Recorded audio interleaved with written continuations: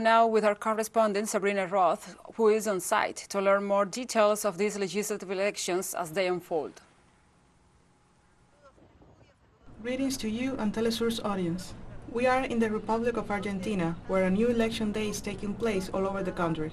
More than 34 million people are eligible to vote, and more than 100,000 polling stations have been set in 17,000 establishments throughout the nation.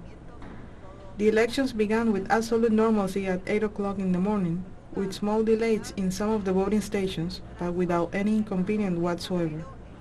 Of course, the COVID-19 protocols is still in force, although with some flexibility compared to what happened in the primary elections, especially relating to long waits in line, which for these elections were set up inside the polling stations. It is also mandatory to use face masks when casting the ballot. It is recommended that each voter carry his or her own pencil and, of course, to keep the required 2-meter distance.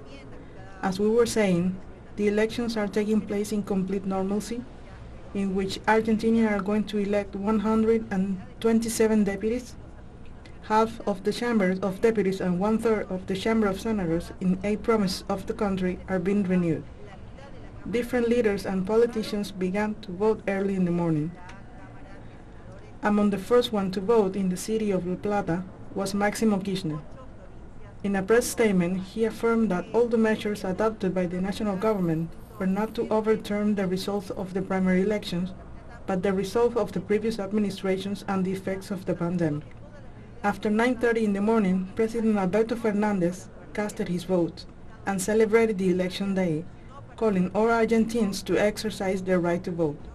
The executive said that starting tomorrow, he will continue working for the remaining 2 years of his party Front for All term in office.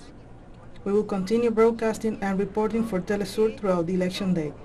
We'll return with you to the studio. Thank you, Sabrina, for this report. And now we move on because now